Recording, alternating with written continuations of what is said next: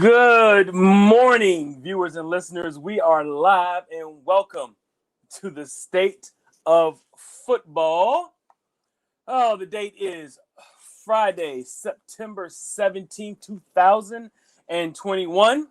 Your new home for real football talk in the morning. Partnered with Fan Nation, powered by Sports Illustrated via the NFL Draft Bible.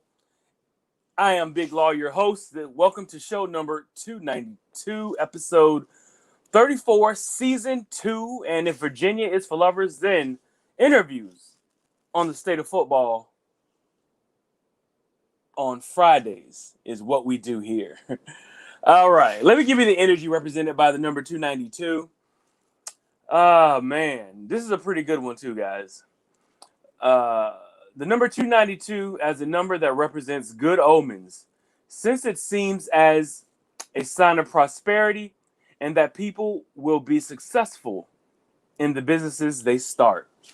Very good there. I like that. Of course, as always, we are in full swing in football season, and I definitely am interested in what's happening as far as the games that are on the docket for this week. Now, I mean, right off the bat, we got a really interesting show, good show for you today. But before I get into that, let me throw out some of our advertisements, some of our plugs. Check us out on si.com/NFL/draft. Check us out on Twitter, Twitch, Facebook, and just look for NFL Draft Bible. You'll be able to get us there. As always, we are here to entertain and educate you. Today we have two guests. You remember her from last week. We're going to have Jacquie Franciulli from 247 Yahoo Sports, UVA reporter, who I see in the press box all the time. She's going to give us a great preview of what's coming up, which is a huge game for both schools, which is UVA and UNC, the oldest rivalry in the South. We're going to talk about that. I think that's going to be a really, really good game and something really interesting I think could happen there. I think this is an opportunity for a team to put a staple in its program, and then also an opportunity for the ranked team to reestablish itself as a top team in the conference and also within the country. So that'll be interesting to see. Also, we're going to have, who we got here? We got McGavic. He is the deputy reporting editor for Sports Illustrated Louisville, and we're going to talk about him. They have a huge game this weekend as well. They go up against the University of Central Florida Knights, which has been a powerhouse in their conference and has been a ranked team for the most part for the last few years here. And I'm looking forward to seeing what actually happens with that. Of course, some other announcement here that we have to get to. The Hub event on September 29th is sold out, everybody. If you're not familiar with what the Hub is, go find out what it is. We are actually the Hub. We are affiliated with the Hub. The Hub is an opportunity for athletes and people who were players who were in the pros to get back into the pros.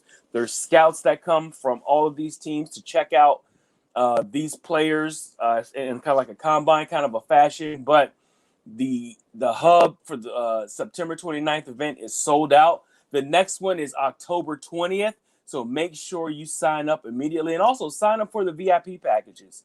That's where they get an opportunity to put you something really nice together. As well as far as filming, and Sam, super producer, and Rick Sartella, they'll be able to help you guys out with that. But make sure you guys check out the Hub and what we can do here at the NFL Draft Bible Sports Illustrated to help you get back into the game, get back into the pro game. But also keep in mind we're gonna have some live scouting on 9/29. With 25-year scout veteran Russell Landy. And also hit us at hubfootball.com /scout-camp. Check us out there, and you'll be able to register there. Also, if you guys haven't been paying attention, you haven't noticed, Rick, I want to say he is one of the leaders, commissioners for the Conference 1 Esports of Valorant and Rocket League College and University Tournament. Is kicking off October 4th. Register at cf1.gg today, guys. That is a growing field, e-gaming. And I was watching our show yesterday, and Rick was on with one of the young men who actually is involved with some of the e-gaming community out there. And what's really cool about that is there was a element of what we call wellness, like gaming wellness. If you're playing the game and you're not getting proper sleep, you're not getting proper nutrition, and you're not giving your eyes rest, how can you be one of the top gamers if you're not taking care of yourself physically? That's just like anything else. When we're talking professional sports or any kind of sport, that you want to work and play at a high level at, you have to be in optimal physical condition and mental condition. So that was really cool to hear and to see what that is. There it is right there, fitgamer.gg, mental and physical conditioning in sports, man. And that's the next frontier. I really feel like, as e-gaming starting to explode out here, that the mental, physical side, of course, always the whole stigma of gamers is you're out of weight, you're lazy, you're sitting on the couch and you're playing. And you're playing games, and that's what you do. But there is such a competition to this, and so much money involved in it that you're gonna have to start paying attention to some of this stuff, especially if you have a youngster who may be a gamer and may be exceptional at that, at playing games and being, one of the top gamers in the country or even the world. You have to also condition your mind and and your body to be ready to compete at such a high level, just like a football player would or a basketball player. You have to condition your mind to be superior, in your field. And this is something that helps you get there. Fitgamer, FITGMR.GG. Check it out, guys. Check it out. Register today. So, like I said, a lot of things to get to, and his name is Landon. This is, let me see, Gorbenko. There we go. Landon Gorbenko.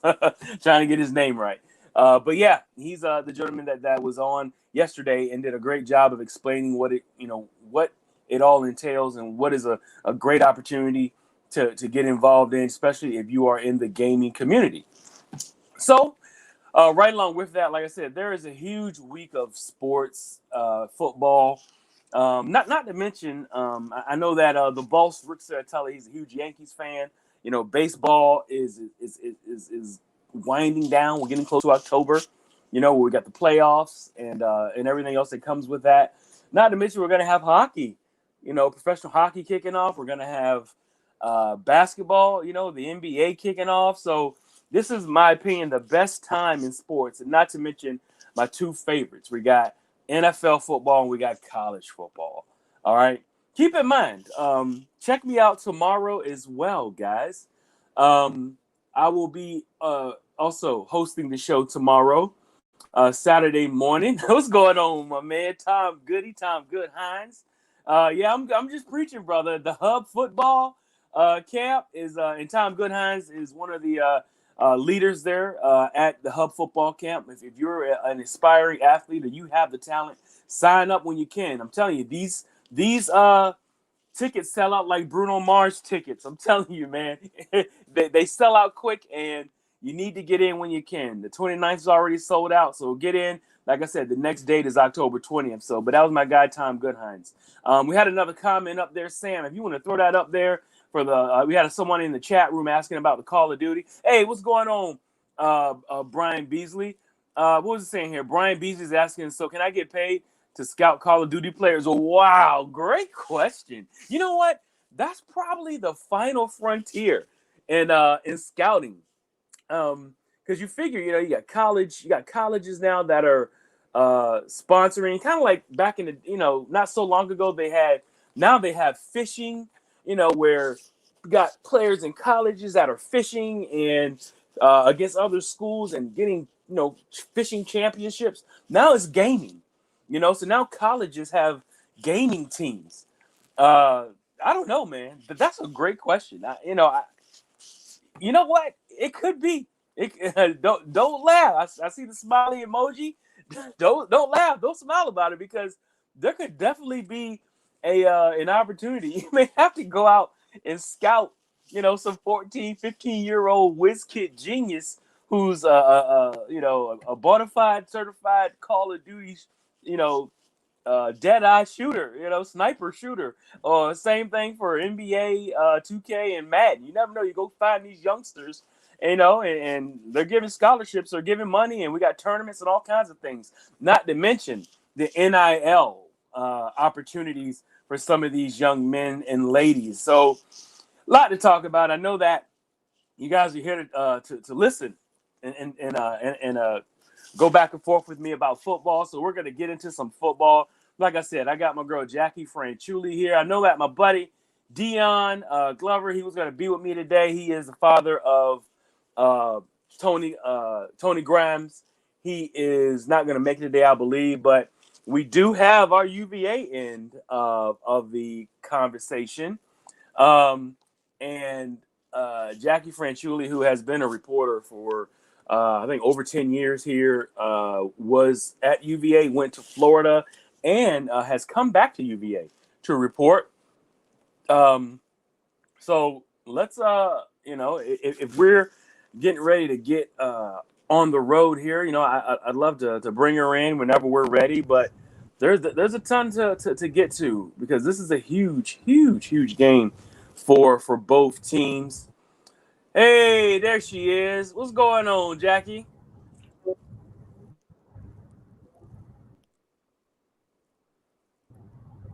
Can you hear me?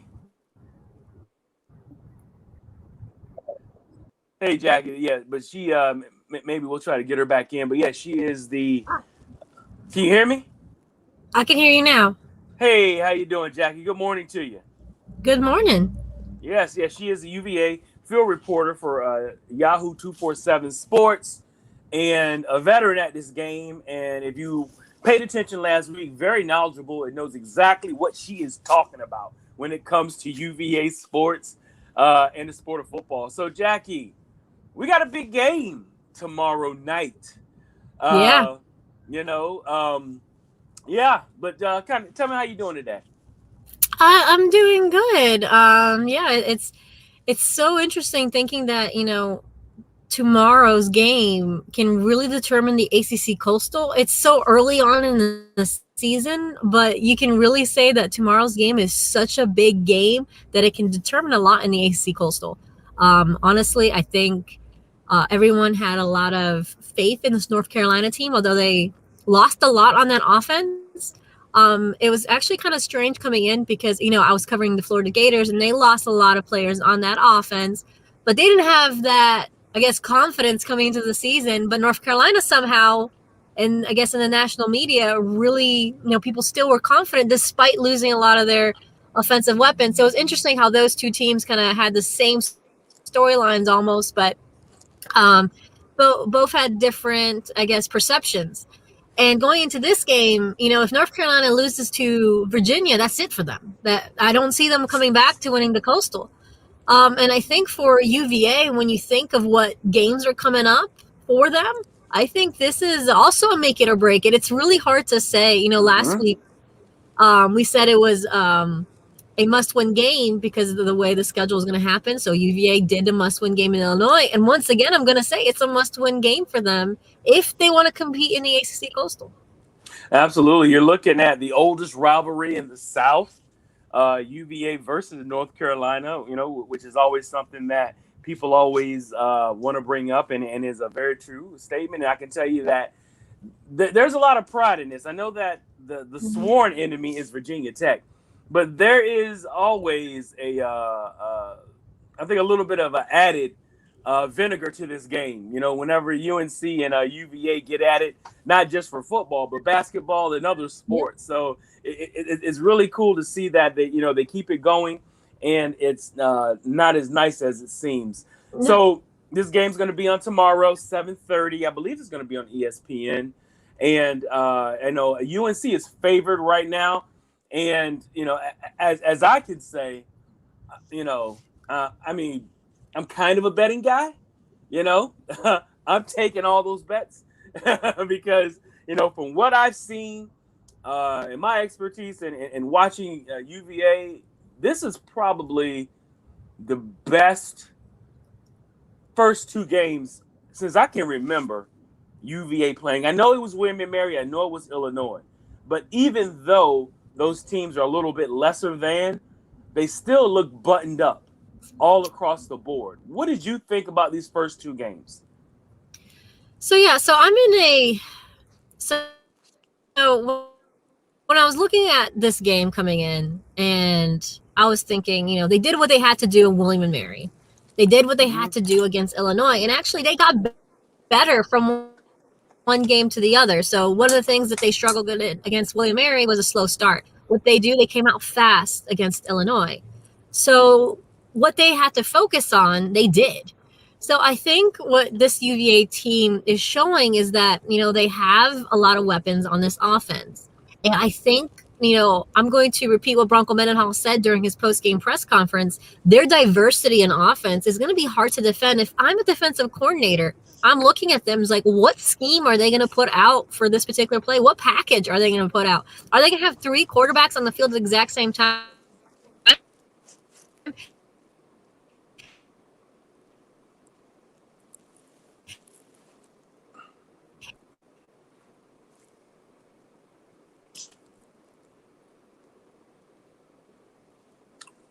We may have lost Jackie, but we'll get her back in.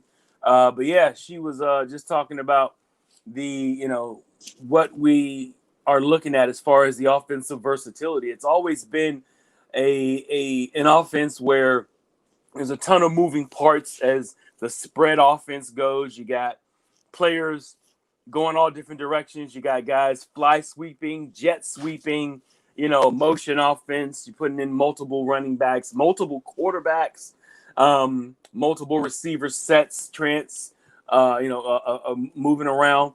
But we should be getting Jackie back in here pretty soon for her to continue with our preview or with our Illinois game that we're going to talk about past and post.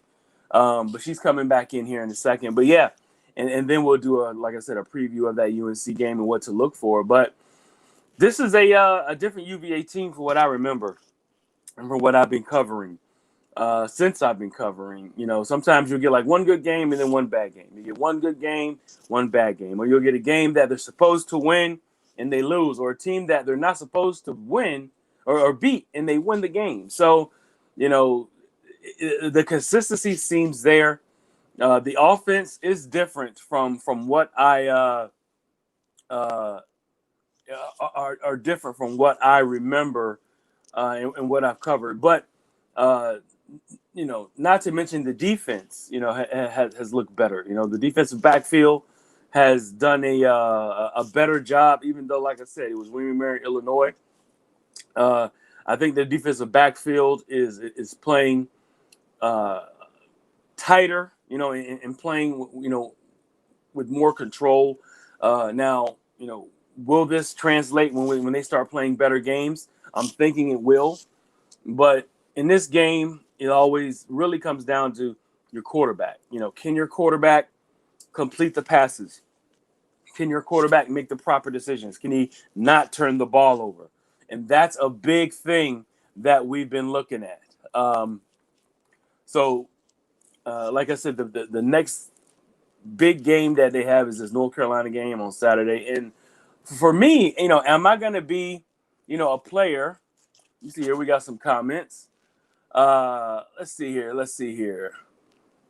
My man Rick Saratella, yeah, he was just saying, yes, we are definitely, looking forward to this weekend. We got Jacquie back in. Hello. Yeah, I'm using my phone now. It's hopefully better connection. Oh yeah, you sound great. You sound great. You're a little clearer too. How you doing? Back at it. Yeah. So I don't know where you guys lost me. We lost you at multiple quarterbacks, the variety of the offense. Yeah, so I think that's what we learned in the opening, 2 games. I think defensive coordinators are going to have to prepare themselves to face, an offense that can do a variety of different things. And I've already heard from one defensive coordinator from another team just looking at UVA, and they're like, yeah, it'll be really hard to scheme against them because you just don't know what to expect. And I also talked to another college coach who was talking about Jelani Woods. And he was saying, Woods is just a mismatch nightmare for any defense. When you look at him, he's too quick to be covered by a linebacker, but he's too big to be covered by a DB. So they're pretty impressed by the offense. Now, the only thing that I'm worried about, I hate when people say that, UVA just beat out Illinois William Mary. Well, what should they do? Not beat those guys? They beat them how they should beat them. The only thing I'm worried about is the adversity. They haven't faced it yet. They haven't been behind in the game. They haven't had Brennan Armstrong, maybe have a very bad turnover in a game where he's behind. Those are the things that I want to know how this UVA will handle. And that's something that could happen against UNC. Yeah, absolutely. I think that, Brennan is I think he's taken the next step. He is becoming the quarterback that Bronco and Robin and I wants him to be.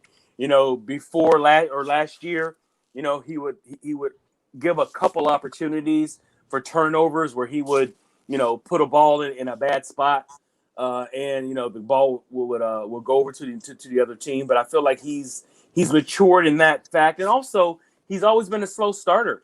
Let's just call it what it is. UVA football, with Brendan at quarterback, especially last year, was always a slow starter. But he seems like he's settled down. He's more comfortable, more confident, and especially with the last game, putting up that many points that quickly. With his first 2 drives, I want to say it was 5 plays, 6 plays, 2 touchdowns, something like that. 2 touchdowns within the first 4 minutes. Yeah, within the first 4 minutes, which is phenomenal for this team to see that, and kind of get the confidence to have the confidence and get behind this whole team and what this offense can really do. So you're talking about Illinois and how, like you said, Illinois is maybe a mid to lower level competition team in the Big Ten, but it's still a Big Ten team. And they were, in my opinion, almost just as dominant as they were when they were playing William and Mary. And, and if they can continue on this trajectory that they're on, I think that North Carolina could be in some trouble. So if you want to, let's go ahead and jump right into your preview for this game. Yeah. Tomorrow. So, UNC is an interesting situation right now. On paper, I understand their ranking. I really do. That coaching staff has done a great job of recruiting guys that are just as good as the guys that left. That is very true.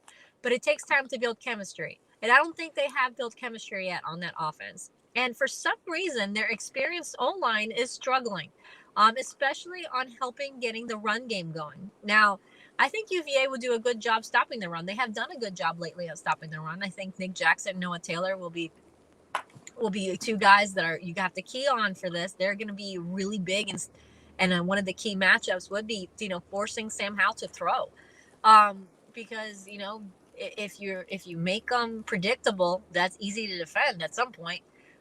So I think that UNC's offense has a lot of questions on there because they're relying on Howell a little bit more now. He was running with his trying to get stuff going on the ground game himself. Last week he had over 100 yards rushing, and that's different for this UNC team. I think UVA's offense is going to prove to be a little hard for this UNC defense to stop, especially in the secondary. When I look, yes, they have some good playmakers on that secondary, but UVA's got a lot of height back there. And I think that's going to be a huge advantage. And I know, obviously, I'm talking about Jelani Woods too. I'm not even like the height advantage and the wideouts is something. I think Dotavius Wicks is going to have a good day. I think Jelani Woods is certainly going to be one to watch. I've been going back and forth a lot when it comes to this game. I've had North Carolina winning one day. I've had UVA winning one day. I think at the end is going to be decided by 3 points or score, touchdown. It's going to be a nail biter. Sorry, UVA fans. Like today, I would give the edge to UVA just because I think UVA's got a lot of experience. I think they're going to win the battle in the trenches. Especially, I think the O-line for UVA is a little further along than what we see from UNC. I think there's been a lot of question marks against UNC. And Virginia Tech is a team that had several questions coming into the season, including a coach that's potentially on the hot seat. And UNC just looked all over the place against them. Last week, yes, they scored over 50 points. But again, you look who their opponent was, and you think, you know what? UVA, although Illinois, is not, I'm not going to completely disrespect Illinois. They're still a Big Ten program, and that's what I'm going to say. They're a Big Ten program with still a lot of talent on there, still a lot of good recruits and prospects there. So when you look at what UVA did Illinois, I would give the edge to UVA. They have been more tested than UNC because they lost to Virginia Tech that first game. So I would give the edge to UVA right now because I feel like people are not understanding that UVA has been a little more tested right now compared to what UNC has.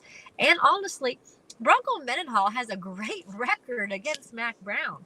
I'm not just talking about what he's done at UVA. While he was at BYU and Mac Brown was at Texas, Mendenhall had Brown's number. So I don't know what it is about this matchup. Right. Mendenhall just knows how to scheme against Brown. Well, also, you talk about what's going on with, Mac Brown and Bronco. I tell you about this: Sam Howell against Brendan Armstrong. Which is really is boiling down to like maybe the two best quarterbacks, in the Coastal. Right. What's going on with Brendan? Brendan has become almost like a national, underdog story where he's starting to get some props now, right off the jump. And he's deserved it because he's worked hard and had two great games. What was it, 9 touchdowns in 2 games that he's responsible for? He had 2 rushing and 2 passing in the first, and then 5 touchdown passes and 400 yards the second game. Talk to me about Brennan and his instant almost stardom, so to speak, for this season. Yeah, he's won 2 ACC quarterbacks of the week awards back to back. I think that's the first time since the 90s for UVA. I think it's 1990, Sean Moore, actually. Maybe, or Binker. So, no. Yeah, so it's been a long time since they had a quarterback win 2 ACC those weekly awards back to back.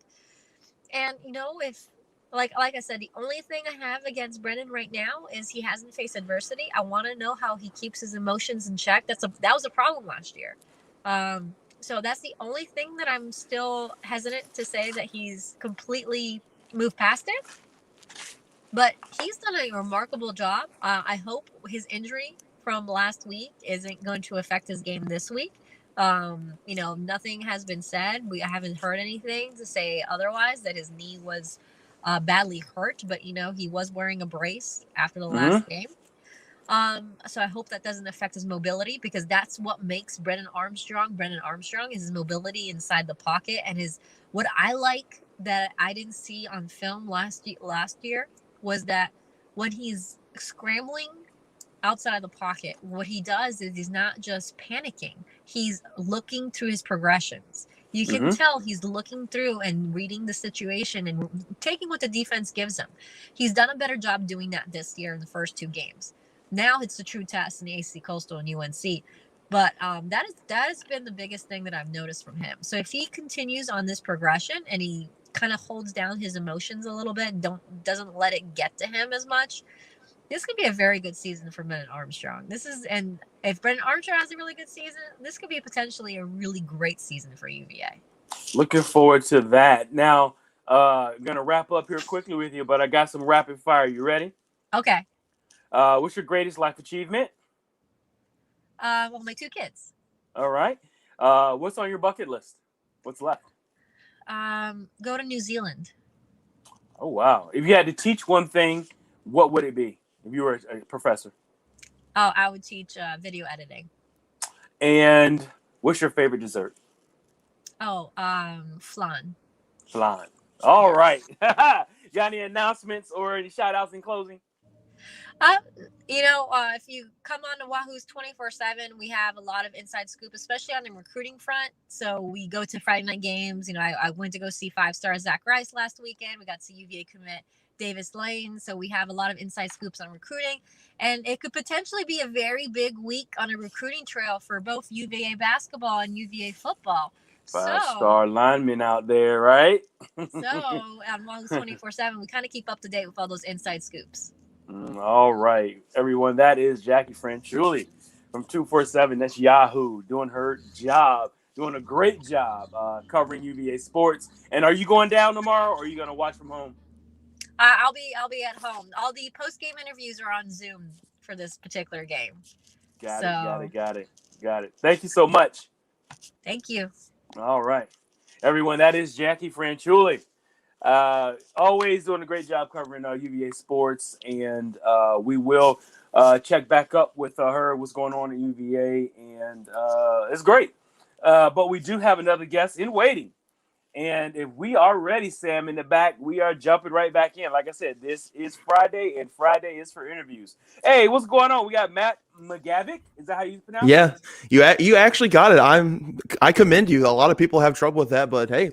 Good job. I got my man Matt McGavic and now let me go ahead and say it properly. You are a Louisville Reporter Deputy Editor at Correct. Sports Illustrated. And for those out there who sometimes have a little bit of trouble of saying Louisville, I always tell people, say it like you got food in your mouth. Louisville. There you go. Louisville. Mm-hmm. So, oh man. So hold on. Let me start off the way I always start off. What are your measurables? 6'4", too heavy.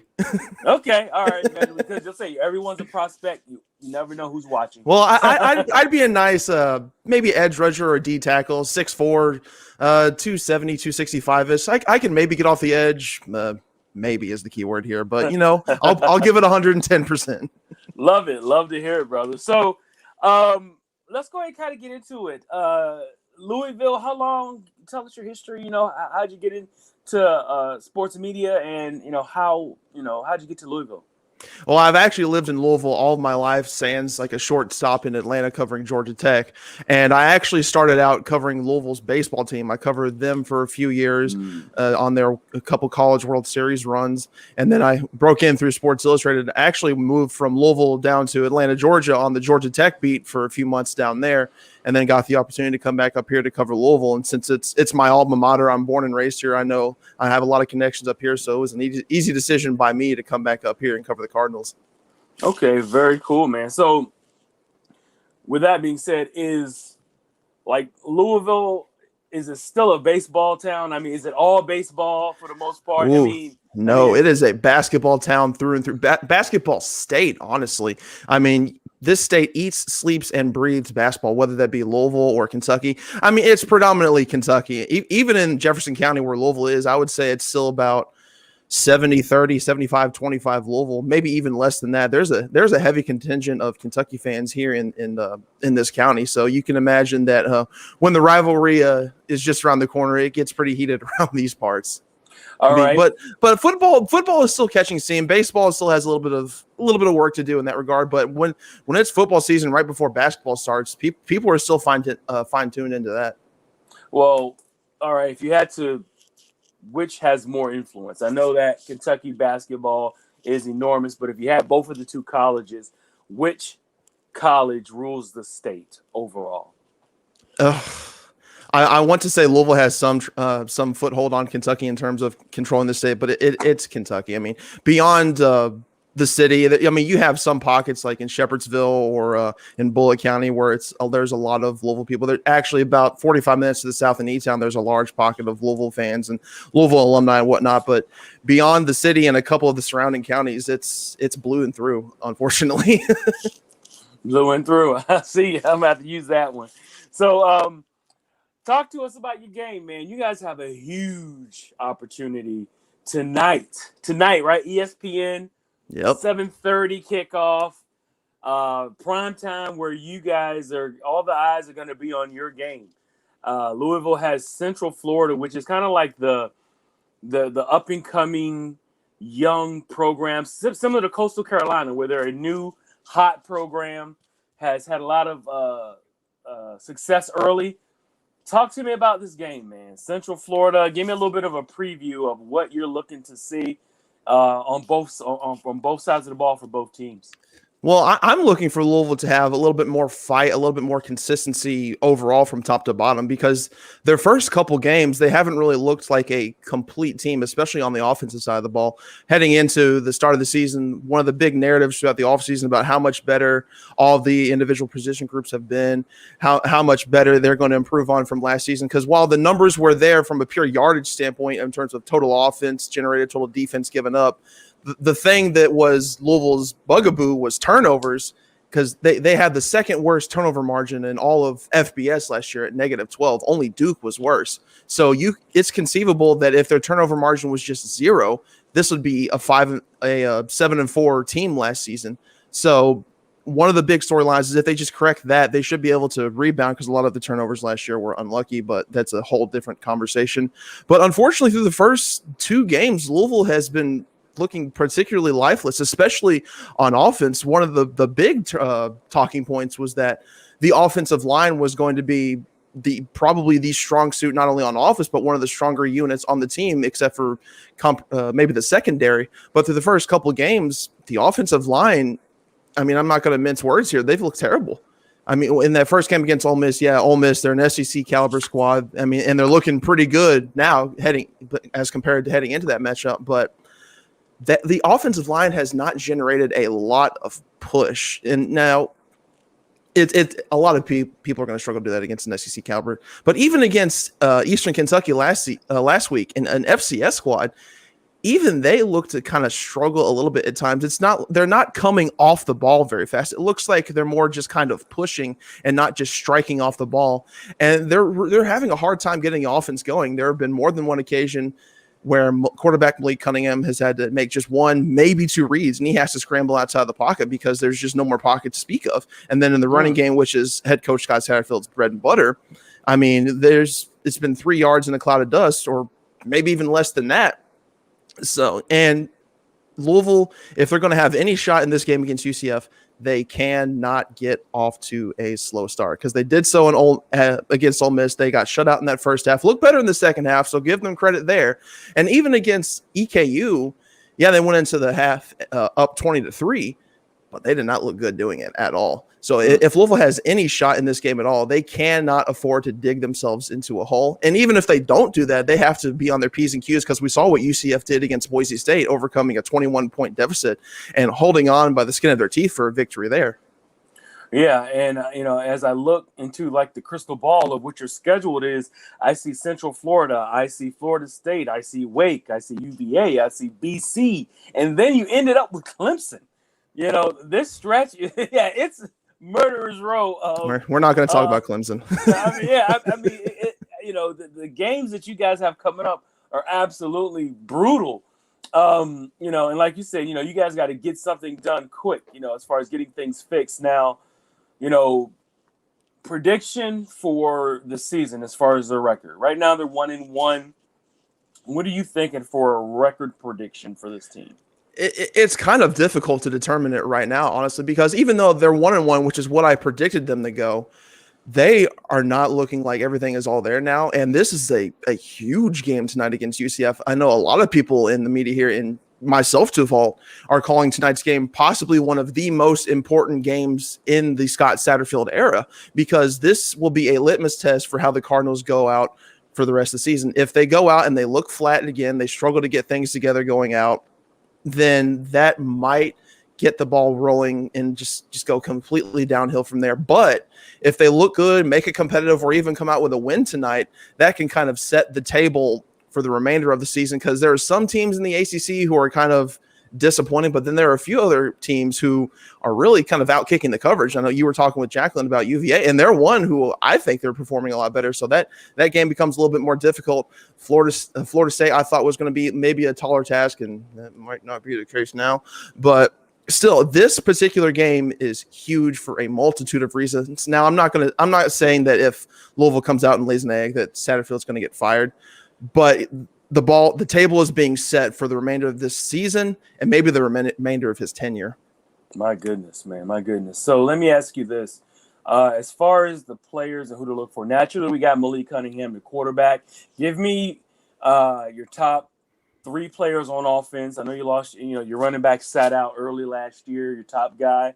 Where did he wind up going in the pros?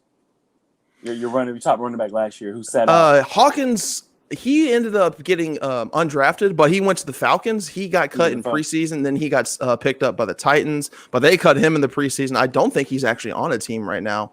Wow. I know, yeah. Okay. And even Des Fitzpatrick, who got drafted in the 4th round, even he got cut during the preseason because he just had an awful training camp. He's on their practice squad now, but we'll see if he can get back on the 53-man squad. And maybe he can get with the Hub. We have a Hub brand here where he can go out there and work out West Coast and get some of these GMs from some of these NFL teams to take a look at him. But that's interesting because he was leading the ACC in rushing when he decided to sit down last year. I remember that. And it was like, wow. And that was right before the UVA game.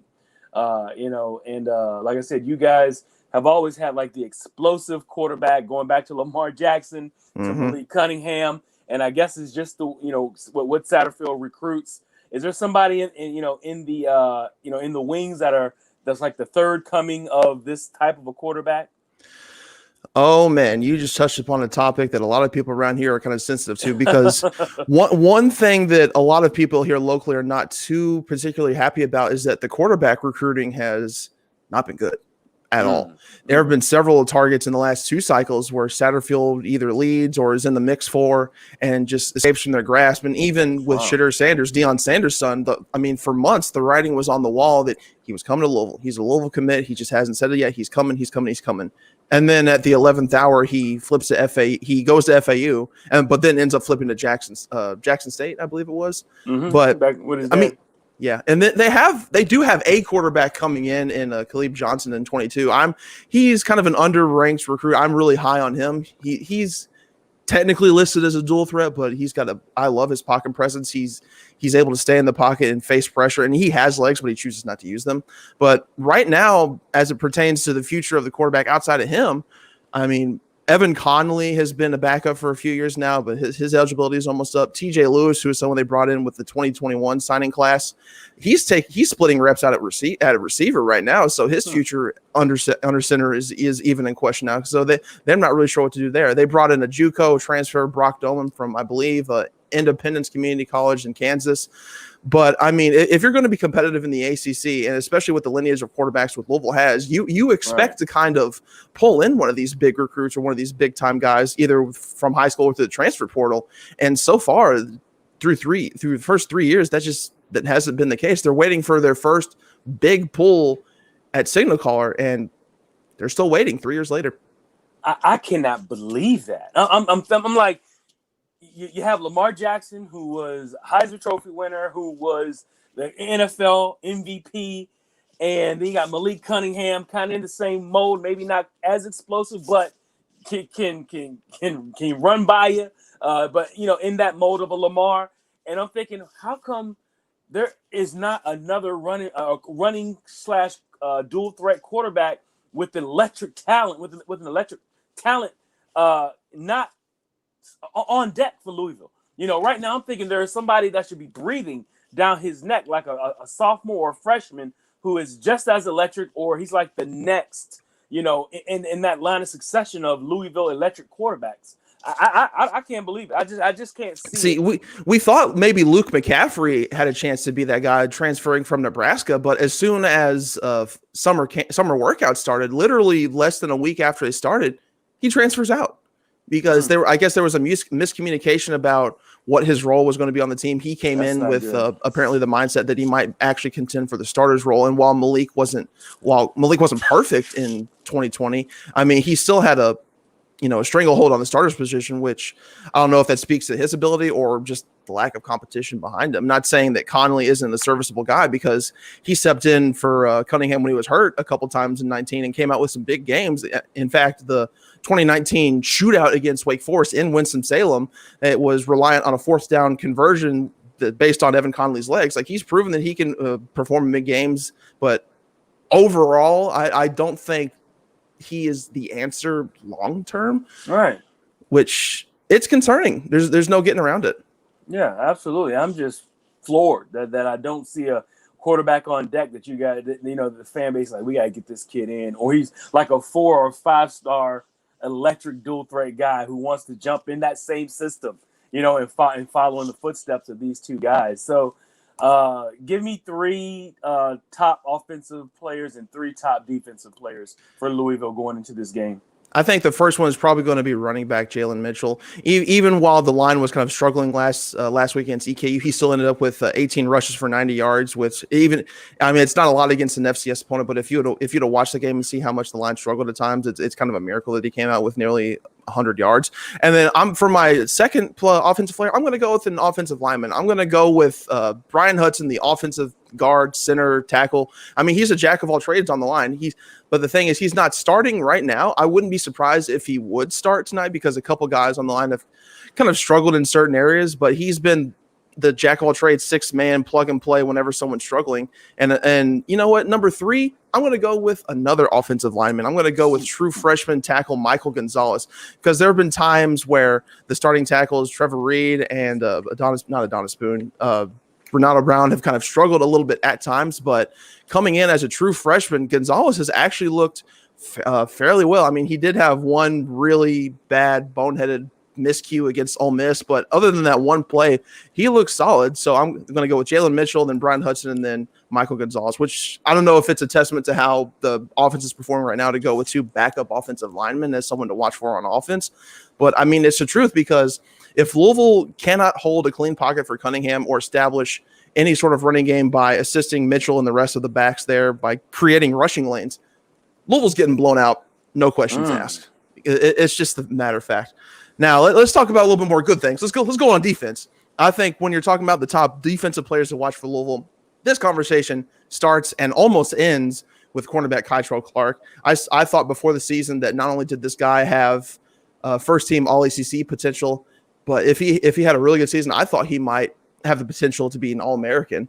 And he kind of struggled a little bit against Ole Miss, but against EKU, he came away with a pair of interceptions, and he displayed his versatility, how he can excel both in man coverage, staying at a receiver's hip, and sitting in zone coverage and have great anticipation to break on the ball. And he came away with a couple picks then. And another guy to watch on defense is going to be inside linebacker Monty Montgomery. He was arguably the defense's X factor last season, because he was pretty much the third down backer, kind of a specialty in blitz packages, and he lived in the backfield. I mean, he didn't put up gaudy numbers because he was mainly a backup in certain situations, but if I remember correctly, I believe he led the team in sacks last year, and he was a backup, and now he's been elevated to the starter's role. He did kind of struggle to get his foothold against Ole Miss because he was some problems with alignment, and he did end up getting thrown out of the game for targeting, which I'm not going to argue on that call because he deserved that one. But that's another conversation. But he looked better against EKU in terms of just staying focused, staying keyed in, staying on his assignment, and just focusing on the ball carrier. So I'm expecting him to be a crucial component on defense tonight. And for number 3, I'm going to go with defensive end Yaya Diaby, because coming into the season, he was someone that we in local media had kind of high expectations for, because we saw how he kind of developed over the offseason, both in practice and toned in his body, got chiseled. I mean, he looks like a monster. He looks just like a terror. But through the first couple games of the season, he kind of struggled a little bit. He only has 1 tackle on the year, but it was revealed earlier this week from defensive coordinator Brian Brown that he's actually been suffering with a back injury. So that's why he's kind of been limited the last couple games. But when we talked to him, he said he's starting to shape into form, get back to what they kind of expect him to be. And for someone who set a personal goal of 10+ sacks this season, they kind of come out with a slow start. It's a little bit disappointing, but when you hear it's from an injury, that's a little bit more understandable. So if he is indeed fully healthy and he's kind of that's kind of reflected on the field of play through the first couple games of the season. I'm looking to him to possibly try and fix all that and try and break out of the gates tonight against UCF. Looking forward to it. I got to see it, man. I want to see if Louisville can hold off this quick offense that that UCF runs. I mean, they like you said, they'll run you out of the gym, if you're not sound and in your assignments. Oh yeah. So I got some quick questions for you, some rapid fire, man. You ready? All right, let's do it. Non-football. So what's your favorite home cooked meal? Oh gosh. You know what? Last few years, I've been taking a liking to Cajun. I love jambalaya, etouffee, just all of that. Give me some good home cooked Cajun, especially when you're in Louisiana. That's some good stuff there. Okay, Louisiana, I got to get there. Favorite thing that you bought this year? Oh man, I'm going to sound kind of nerdy that's just because I am. I got an Xbox Series X just because I play games a lot in my spare time. And I'm paid an arm and a leg for it, but it's what I like to do in my free time. So I'm going to go with that. You're an e-gamer? Oh, yeah. Yeah, well, you need to check us out, man. On some of our stuff we got going on. We'll have to catch up with you. I didn't say I was a good gamer. I game. I'm not great at it. Okay. Maybe in my high school days I could maybe enter in some pro tournaments or something, but now, no. I just play for fun. What's left on your bucket list? I really want to travel more. I want to travel over to Europe and especially explore a little bit of France, Scotland, some of the the locks up there. It's beautiful countryside. Yeah, beautiful green country. And me having a bit of German heritage, I'd be lying if I said I didn't want to check out some true beer gardens over in Germany. Yeah, that sounds like fun. If you had $100K, what charity would you give it to? Ooh. Probably towards ALS or some sort of cancer treatment, because I know a couple people that have suffered from ALS before in the past, or friends of friends kind of situation that know someone who's suffered from that. So it'll probably donate to either that cause or to help cancer research, because I mean there's never enough money that can be poured into cancer research across all cancers, not just a singular one. Absolutely, man. That's a great cause. And if you had to identify with a superhero or supervillain, who would it be? Ooh, that's a tough one. I probably one that has any sort of telekinetic powers, because anyone can say like Superman or Spider-Man or Hulk, but I've whenever watching like Ebony Maw, like yes, either him or Professor X. Like even though I'm not big into X-Men, like any sort of telekinetic power. Okay, I'm going to get extra nerdy. Basically, I would love to be able to use the Force. We're together. We're running together on this. Okay, good. You can't tell me that being able to lift stuff with your mind and do anything with it. You can't tell me that wouldn't be cool. Come on now. That'd be amazing. Yeah, man. You and I could jive, man. You and I could talk a lot, man. Oh, yeah. We could keep going. Ain't no doubt about it, man. Ain't no doubt about it. But that's awesome, man. It was great talking to you, man. Any announcements or shout-outs in closing for the game tonight or anything else? Well, I'll be at the game tonight giving updates over at Louisville.si.com/college/Louisville. You can find me over on Twitter at Louisville on SI. You can follow my personal at General Wasp. There's a long story as to that one. It's been unchanged since 2008. And I'll have live updates from the game tonight. Check out my content over there. Hopefully there's some good football to report tonight. Awesome. Appreciate you coming on. We're going to have you back. Maybe a little bit later in the year. Give us some more reports on what's going on with Louisville and Malik Cunningham. Absolutely, man. Thanks for having me on. And we'll definitely make that happen later this year. Absolutely, man. You may have to get online with you. May have to e-game with you. I can't carry you to win, but we'll have fun doing it. Maybe we'll play Madden or something. I don't know. Now we're talking. There we go. There you go, brother. All right, everybody. That is Matt. Sports Illustrated, Louisville. Oh, that's awesome, man. A great interview there with him. Actually got a lot in common there. We started talking. But, yeah, like I said, guys, you never know who you're going to run into with us. You never know who is going to show up on the screen. All we do is bring you some entertainment, and we educate you, and just keep bringing you the vast world of football and esports and whatever else we're going to be allowed to bring you. I'm just excited that I get this opportunity to do this every day. Shout out to super producer Sam in the back. Also, shout out to Rick Saratella and the crew, Tom Goodhines, everybody with the hub. I'm just delighted to be here. But quickly, like you said, there's a big game tonight, UCF and Louisville. Let's talk about some games for tomorrow to watch out for. Also, keep in mind, I will be on tomorrow morning at 10 to cover some other games or to talk about some games that are coming up for the day, and that will be on the Tailgate Show. So make sure you show up and be there for that, and I'll be on there with Lorenz Lineweber, the head of scouting here at the NFL Draft Bible. And let's do this. Let me tell you some of these games before we get out of here. We got Bama and Florida going at it tomorrow. You know that game is always unpredictable, and it may be predictable now, but before it always was an unpredictable game. You never know what you're going to get with those two teams. Also, an old school backyard battle rekindled. Virginia Tech against West Virginia. Remember they used to be in the Big East together back in the day. Remember, Blacksburg and West Virginia, they're not too far from each other. Remember, West Virginia is just on top of the state of Virginia, and it was just a straight drive north. And they really battled for a lot of recruits. They still do, but really back in the day, they used to really go at it. So look for Virginia Tech versus West Virginia. Also, like I said, the UNC versus UVA game.